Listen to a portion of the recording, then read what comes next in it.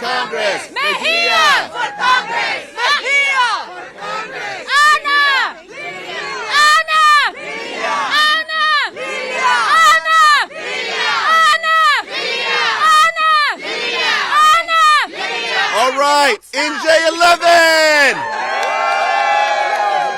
Just a very quick introduction. I've known this fantastic woman for 25 years. She's authentic. She's real. She just proved inside she's a great human being. She's the real deal. She's everything we wanted, and we're so appreciative of all this people-powered community support. Here's Analilia Mejia.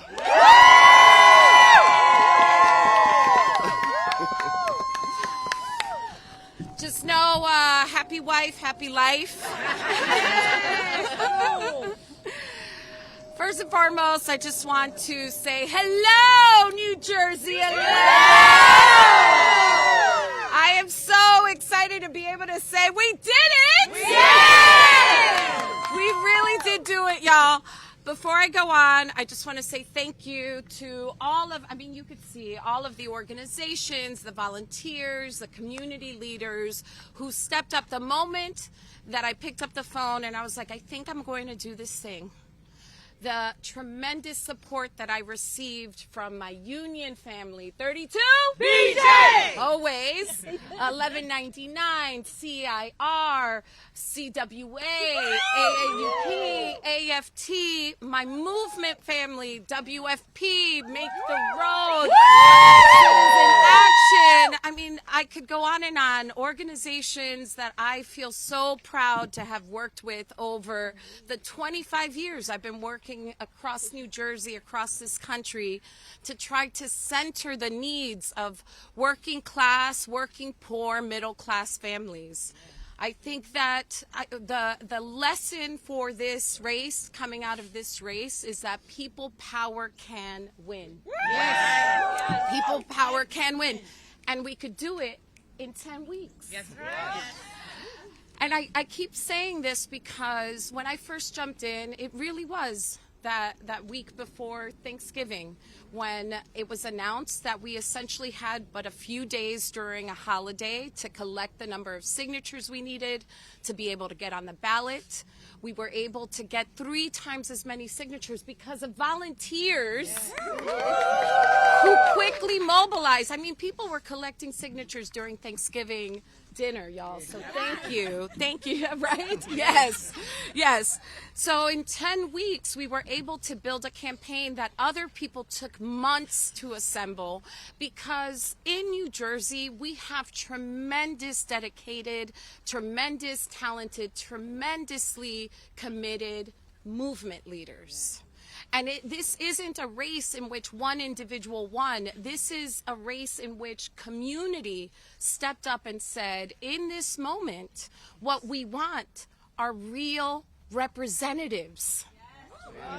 Real representatives who will listen to the people, who will ask questions about what is keeping you up at night, who will prioritize your interest over special interests. And I thank you, and I thank all of the voters of New Jersey 11 who put their faith in this campaign. I make a commitment now and honestly forever that I am interested in representing every voice in New Jersey's 11th Congressional District.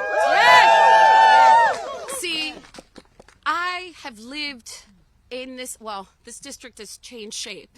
And I would say I have lived in my community for 13 years. I have taken the time to meet my neighbors, to talk to them at drop-off, to while we watch our children play sports, and I ask questions. How are you feeling about what's happening with this economy? How are you handling the cost of living increase? What are you going to do about your health care now that it's doubled and tripled? And my neighbors, they let me know what was happening. See, people will say that this district is not the kind of district in which a progressive or a lefty could win. But it's not about left-right. It's about right and wrong. Yes! And so when I speak to my neighbors about the fact that we can increasingly feel the pinch, when I talk to my neighbors about how a zip code doesn't protect us from rising violent authoritarianism. My neighbors respond just like I do, because we live here and we know that we chose to live in New Jersey's 11th because we were desirous of a community in which we could raise our families with justice, with equity, and diversity. Many of our families stretch to be here. We seek the infrastructure to commute into the city. We seek the schools that could educate our children. And we fight for decency at every moment. That's what New Jersey's 11th is about. That's what this campaign was about. And that's what I've dedicated myself for 25 years and will continue to do so with all of y'all's help. Now, I think you've heard me say over and over, I'm an organizer. Although now I guess I'm going to be able to say I'm also, I guess, a politician. More importantly, I can't wait to be your elected representative. So we're going to do the same thing we did these last 10 weeks to bring it home in April. See, folks will say that it was one thing or another, but I want to set the record straight. See, for 10 weeks, we knew we were behind. We didn't have the infrastructure that a machinery would offer. We didn't have the millions of dollars that our opponents had. I mean, we knew we would be outspent 10-1. What I knew we had was the ability to organize. What I knew we had was that we were going to be the most hardest working set of people that the game has ever seen. You could find us at 6 o'clock in the morning at a train station. You could find us at a grocery store talking to voters. You could find us on doors and on phones incessantly, because that's how you win. In fact, that's how we will rebuild our democracy. What we are hungry for is an America that sees all of us as human. And that is what we are going to fight to be able to instill in the next 10 weeks, the next gauntlet that we will run. That is what we fought to instill in this last 10 weeks, and it is what we're going to do together. Are y'all with me? Yes! All right. So I would be remiss without saying that this amazing group of people, and then some, they made 300,000 phone calls. We over 1,200 volunteers mobilized to knock on 100,000 doors. Yes. Thank you for that number. And we raised $600,000, and we raised it by talking to people. We raised it by asking folks, our neighbors, to contribute. The majority of our donations were under $100. See, because that is how we rebuild a democracy, a participatory democracy, asking people to step up, asking people to own their role in self-governance, and asking people to demand the most from our leaders. I know I've heard over and over that AIPAC kind of overplayed their hand in this race. It is why I am not surprised. I keep saying leopards will eat your face. Because the truth is, when we jumped into this race, we said that we were not going to take AIPAC money, corporate PAC money, or the bundled millions of lobbyists. And it wasn't, and it is not because we're anti-corporations. I have a 401k like many of you. And it's not that we reject an entire community. We are people who believe in the humanity and justice for all. I know that anti-Semitism, Islamophobia, anti-blackness, misogyny are all cut from the same cloth. They're all undergirded by a belief that some people are not human and not worthy of protection. And I reject that wholesale now and forever. But we rejected those kind of interests because we know that what they often seek to do is to silence questions, silence concerns, and silence the voices of the people. And that should not have a place in our democracy. I think it is horrendous what AIPAC attempted to do in this race. I think that it is part of their brand to misconstrue facts, to confuse voters, and to try to create division just so that they can get what they explicitly have stated they desire, which is a blank, unquestioned submission. Our democracy should not function in that way. Representatives should first listen to the people and prioritize them first and always. And so while they did play a role in this race, confusing, rejecting, misinterpreting, I'm sure, what they didn't do is win this for us. That's right. How we won it was people power. How we won it was talking to folks. How we won it was knocking on doors. How we won it was being ready at every moment.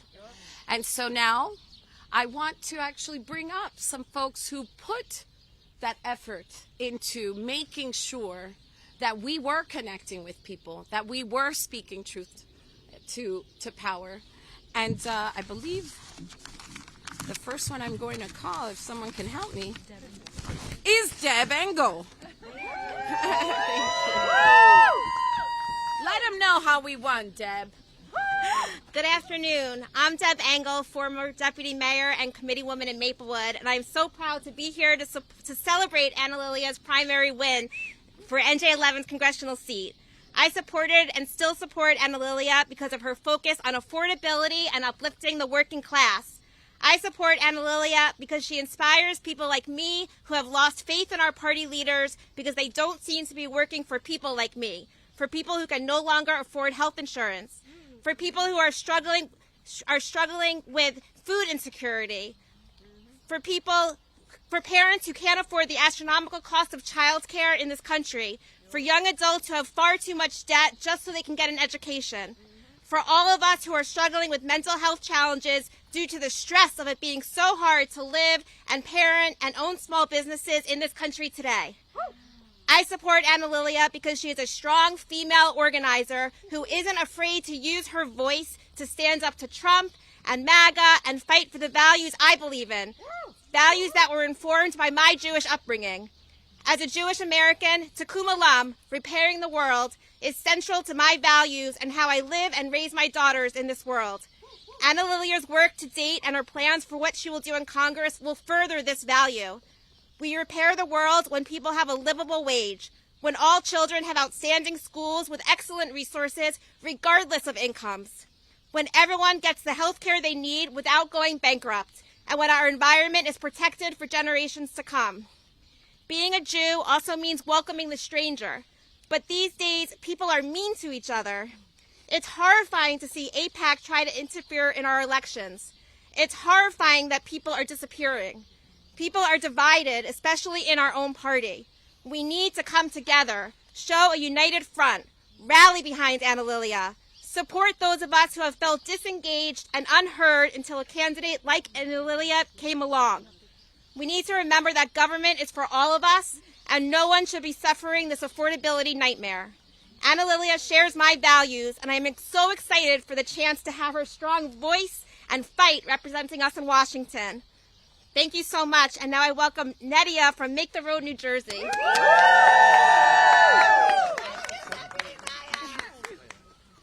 Good afternoon. Anna! Anna! Anna! My name is Nadia Morsi, and I'm the director of Make the Road Action. And over the last 8 weeks, more than 300 unique Make the Road Action members knocked collectively on 11,500 doors and drove 96,000 phone calls. And we were proud to do it. Just today, Wired announced that ICE is considering opening up an office right here in Roseland, here in the district in Roseland. Just last week, after Liam was reunited with his mother, there are now efforts by the Trump administration to deport him again. We knocked on doors and we drove phone calls because the hope of going outside was more important and greater than the consequence of staying home. We were proud to do it because every time we've called on Analilia, she has said, yes, I'm there. Yes. I'll be there for you. I'll organize with you.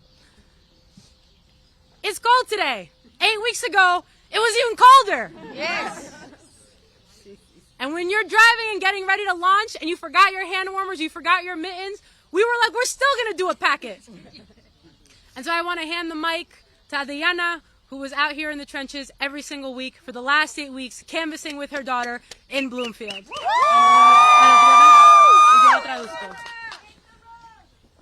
Buenas tardes para todos. Buenas tardes. ¿Cómo está?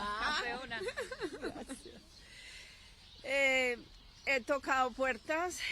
Mi nombre es Adriana. He tocado puertas durante 8 semanas o más y me doy cuenta que las personas quieren el cambio, la comunidad quiere el cambio porque ven en Analilia una persona confiable donde ella se da al pueblo y estamos aquí para ella, para seguir en la lucha y verla llegar al Congreso. Y esto lo digo de corazón porque soy una madre que soy emigrante y en la calle tengo miedo porque siempre la comunidad es temerosa para abrir la puerta. Honestamente no, la gente siente miedo porque el abrir la puerta, a pesar de que yo llevo mi atuendo de mi organización, la gente desconfía porque en el momento está que se disfraza, cambia de carros y no se está mostrando como verdaderamente quiénes son. Entonces esto es algo que me nace del corazón y tenemos que luchar por la comunidad, por todos los emigrantes que somos, porque este país está hecho de emigrantes y entonces le doy las gracias a ella y bueno, se me...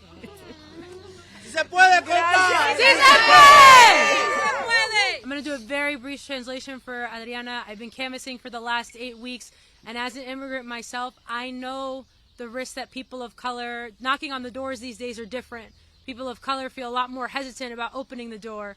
ICE doesn't dress like how they don't always come badged. They come in unmarked vans. I know that it takes a big risk for a person of color to open that door and engage in a conversation with me. I have that understanding when I knock doors, and that's why I'm here for Analilia. We're very proud. Thank you. ¡Sí se puede! ¡Sí se pudo! ¡Sí se pudo! ¡Sí se pudo! Analilia, para hacer la oración en español, ¿le deseas o no? Sí. Sí, se desea. Pues, Analilia en español. Ok. Ok, bueno, Josh, me pusiste en el en puesto. Estabas... Ok. Bueno, lo que voy a decir primero en español, lo que dije en inglés, es que este momento fue logrado no por un individuo, no como yo, como individuo, pero sino por los esfuerzos de la comunidad. Yo he vivido en este distrito por 13 años, estoy criando mi familia aquí y sé que mis vecinos, mis amigos, mis compañeros, todos estamos sintiendo lo mismo. En este momento lo que nos encontramos es en un país a donde nuestra democracia está desvaneciendo y la economía nos está dejando atrás. Muchas de nuestras familias decidieron vivir en este distrito porque quieren vivir cerca de quizás los trenes, a donde trabajan, en buenas escuelas y quieren estar en una comunidad decente y sentirse bienvenidos. Yo sé que esto no se logra con una acción ni con una elección. Esto se logra por medio de la comunidad y siguiendo trabajar juntos. So, ganamos esta elección, vamos a pelear a ganar la próxima el 16 de abril, otra vez en junio y otra vez en noviembre. Porque cuando se puede, compañeros. And now folks know, I'm going to hand it to Antoinette to close us out, but I want to say a little bit about how we campaigned, how it was different than other folks, because we took an opportunity to not only present ourselves to voters, but we knew that our community wanted information. They wanted to be prepared. They wanted to be able to engage in this moment in a different way. That is why our town halls included trainings. We made sure that we were equipping people with information on how to connect with each other. We were showing up in spaces that were political. We were showing up in spaces in which there was distress. And that is the kind of representative that I make a commitment to be for every single person in New Jersey's 11th Congressional District. Yes. It is not, as I said, it's not about left or right. It is about right and wrong in this moment. And we know, as do many voters across this district and across this country, that what is happening is not right. And in order for us to course correct, we have to join together as community. To close this out, I want to give it to my sister from another mister, Antoinette. Miles from the WFP, my sister. Let's go. Bring it home. Brothers and sisters. WFP. What? WFP. Brothers. IU. See, at Working Families, we take it quite literally. We are a big family. Yes. And there are so many Working Families Party affiliates surrounding me. Make the Road, CWA, SCIU. Everyone who's here who makes up our multiracial working class coalition. Brothers and sisters, we have just sent a shockwave throughout the state of New Jersey. We have sent a message that not just New Jersey's 11th district and our state, but that our country is ready for something new. And I heard so many times Analilia speak about why plain old blue just won't do. And it was a message that was not rooted in separation, but it was rooted in meeting the urgency of the moment. And I've seen her put in 12-hour days and cook dinner at the end of the day, for me included. I've seen her put in the work, the effort to unite Democrats, to unite community, and to win in this district. So it may be an upset to some what has happened here today, but for those of us who have known Analilia for a long time, and I've known her since I was a baby organizer at CWA, this was not an upset. This is exactly who Analilia is. She is someone who puts in the work, puts in the effort. But she makes sure to say that it's not about her, but it's about us. This election was about a fight for bold ideas. It was about people reclaiming our government. It was about sending a message that the old way of doing politics in New Jersey is over. That the machinery is over. And that we must unite with a people-powered movement to deliver for everyone. And we must not nibble at the edges. We must not ask for less or settle for less. We have the hope and audacity to ask for more. And that's what we've done in this campaign and what we're going to do in April, in June, and in November. The voters have chosen a direction that is bold, a direction that is rooted in integrity and values, and that is rooted in making our state move forward. We are sending not just a fighter, but a warrior to Congress. I cannot wait for her to be on the Hill. Let's hope Mike Johnson swears her in on time, because you know they play games. But we first have to get through. But we first have to get through April. And I have no doubt that this movement that we have united will do so. Thank you so much. Thank you so much, Analilia. Thank you, everyone. We'll take a little bit of Q&A. First question. Congratulations. We've heard you talk a lot about. Can you just announce yourself who you are? Stefan Kim, Channel 7. Okay, great. Nice to meet you. Congratulations, first of all. Thank you. We heard you just now talk a lot about affordability and the cost of health care. Yeah. And we're seeing supporters of yours hold abolish ICE signs. Yes. Can't abolish ICE. Yes. In that regard, what is your message to moderate or perhaps persuadable Republican voters? Yes. Okay, so first and foremost, I think this is happening on both sides of the aisle. One, when it comes to affordability, there is a need for us to tackle this problem from both ends. One, I believe that we should put more money in people's pockets. That means raising the minimum wage. That means not taxing the first $40,000 in income so that families, working families, middle-class families, could have a little bit more economic stability. That is something that would benefit not just Republicans or Democrats, that would benefit every single family in this district. That's one, on money in people's pockets. Two, we can see plain as day that our economy is increasingly being monopolized by a handful of corporations that jack up prices and make it impossible for everyone to make ends meet, irrespective of your political inclinations. That's why we are fighting against private equity firms buying up starter homes, because our children are going to be unable to start off with either purchasing a home or even rent. We know that we have to take control of rising healthcare costs. I am a proponent of Medicare for all. I was there, as y'all know. But at this moment, the American people need to be freed from the stranglehold that large corporations have on our daily existence. There is a reason why prices go up and we are unable to keep up. It's monopolies. Now, how does that connect to a vibrant democracy? Well, as long as lobbyists, corporate interests, these dark money, big, massive spends are flooding our democratic process, our elected officials are completely unable to make decisions that prioritize their constituents, and instead they have to focus on whether or not they're going to be punished by millions of dollars of spend. The way in which we free ourselves from that stranglehold is to reject it wholesale, is to name it and denounce it right now. And I contend that AIPAC did all of the voters in New Jersey's 11th a very incredible favor, because they told us who they are.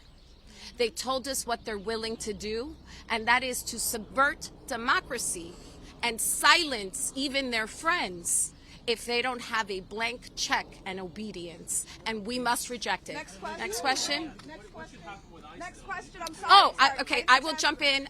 Let me answer the question on ICE. Okay. This is critical and important now. We talk about abolishing ICE, but this is actually what we're talking about. One, we have to turn off the spigot.